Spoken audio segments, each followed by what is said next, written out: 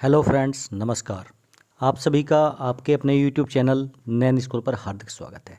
देखिए, आज के अपने इस वीडियो में हम बहुत ही इम्पोर्टेंट टॉपिक जो ओआरओपी की विसंगतियों से जुड़ा हुआ है उस पर चर्चा करने वाले हैं।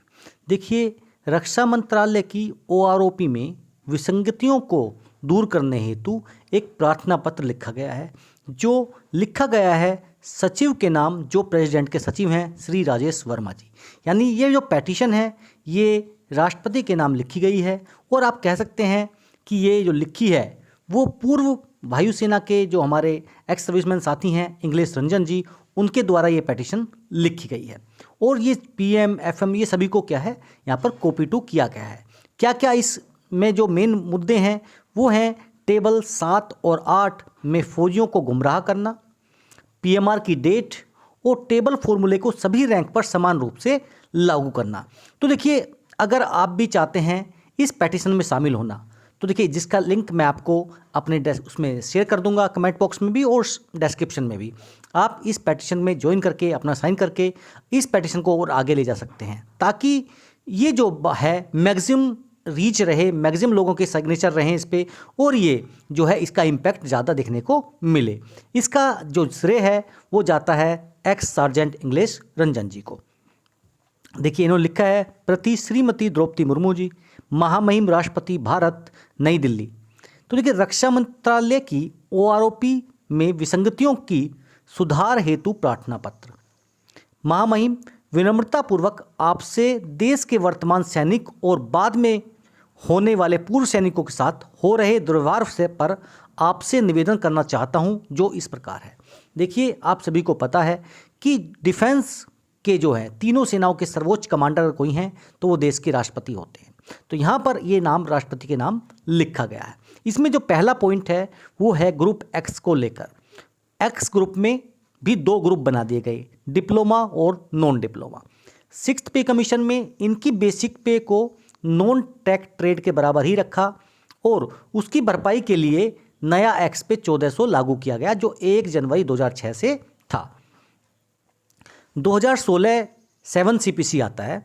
नॉन डिप्लोमा होल्डर जो एक्स ग्रुप थे उनको 3600, और जो डिप्लोमा होल्डर एक्स ग्रुप थे उनको बढ़ाकर 6200 कर दिया जाता है, क्योंकि डिप्लोमा होल्डर एक्स ग्रुप का बेसिक जो है और एक्स पे मिलाकर भी सिविल काउंटर पार्ट के बराबर नहीं हो रहा था, तो एक विसंगति का रूप ले रहा था। तो इसी वजह से ये सब चीज़ें किया गया। 1000 यानी 2016 से लेकर 2023 तक यही चीज़ चली आ रही है, और OROP 2 जो है 2019 से लागू हो रही है।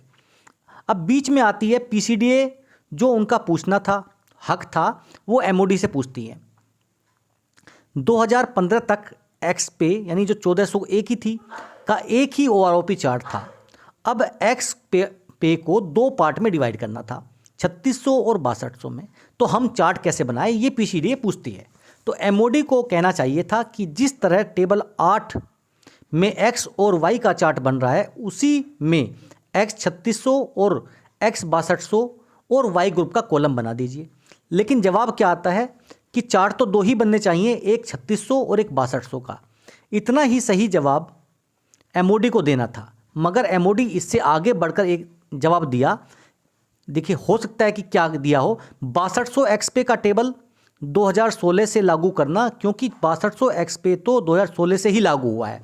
यानी आप मान के चलिए कि जो, अगर इन्होंने बाद में हालांकि एक्सप्लेन किया है इसको, मैं बताऊंगा कि अगर 2015 में लास्ट डे में कोई बंदा रिटायर हुआ है तो देखिए उसका जो एक्स पे है वो 3600 माना गया, और जो 1 जनवरी 2016 को हुआ है उनका 6200 माना गया। तो देखिए, जबकि दोनों ने साथ में नौकरी की, सब कुछ किया, तो देखिए इससे बहुत ज़्यादा विसंगति पैदा हुई। अब सवाल ये है कि 6200 एक्स पे 2016 से नया लागू हुआ है, या जो पहले 1400 था उसी का बढ़ा हुआ हिस्सा है। ये सबसे एक बड़ा सवाल यहाँ पर उठाया गया है। 6200 एक्स पे 2016 से लागू हुआ है, या डिप्लोमा होल्डर एक्स ग्रुप ही 2016 से लागू हुआ है? क्या उससे पहले डिप्लोमा होल्डर वाला कॉन्सेप्ट था ही नहीं? पॉइंट नंबर 3, 2016 के पहले सभी को 1400 एक्स पे मिल रहा था, मगर 2015 में रिटायर करने वाले 3600 और एक दिन जो 2016 में रिटायर हुए उनको 6200।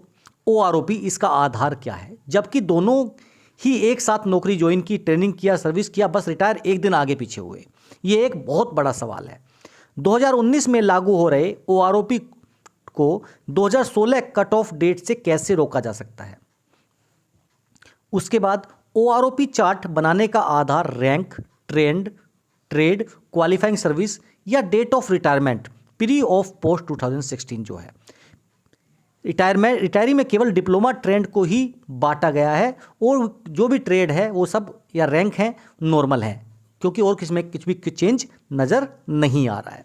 तो पहला पॉइंट तो टेबल 7 और 8 को लेकर देखिए बहुत अच्छे से एलोबरेट किया गया है यहाँ पर। इसमें दूसरा पॉइंट है जो PMR की कट ऑफ 7 नवंबर 2015 का जो गजट नोटिफिकेशन था उसे बदलकर अब इन्होंने क्या कर दिया 1 जुलाई 2014 उन सैनिकों के ऊपर कुठाराघात है जो इस पीरियड में नौकरी छोड़कर गए हैं। यानी 1 जुलाई 2014 से लेकर 7 नवंबर 2015 तक जिन्होंने नौकरी छोड़ी है ये उनके साथ एक कह सकते हैं कि कुठाराघात है और बहुत ही बुरा उनके साथ व्यवहार ये लग रहा है। आखिर आप क्यों चाहते हैं कि कुछ सैनिकों के साथ नाइंसाफ़ी की जाए? महामहिम के गुजारिश है कि इस तरह का भेदभाव देश के फौजियों के साथ ना कर इन गलतियों को तुरंत सुधार किया जाए। टेबल 8 ही 6200 वाले एक्स ग्रुप का टेबल है, इसे प्री और पोस्ट में ना बांटा जाए। हम फौजी देश के शुक्रगुजार है तो हैं ही, आप चाहें तो नेताओं और बाबुओं का भी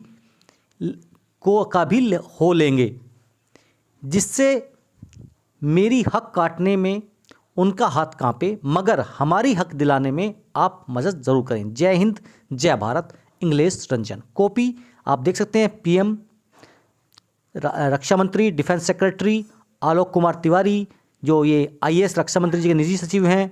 और देखिए इन सबको PCDA, अगर आप देखेंगे DESW डिपार्टमेंट, यहाँ सभी को ये जो पेटिशन है कॉपी की गई है। देखिए अगर आप भी इस पेटिशन का हिस्सा होना चाहते हैं, आपके साथ भी आपको लगता है कि कुछ ना कुछ इसमें ऐसा गलत व्यवहार हुआ है, कुछ विसंगतियां हैं, तो आप देखिए बढ़ चढ़कर इस पेटिशन में हिस्सा ले सकते हैं और जितना जल्दी हो सके मैक्सिमम साइन यहाँ पर करें ताकि उसका इम्पैक्ट मैक्सिमम हो सके। देखिए मैं आपको डिस्क्रिप्शन बॉक्स में इसका लिंक भी शेयर कर दूंगा ताकि आप वहाँ पर क्लिक करके भी सीधा ट्विटर पर जाकर इस पेटिशन को ज्वाइन कर सकते हैं।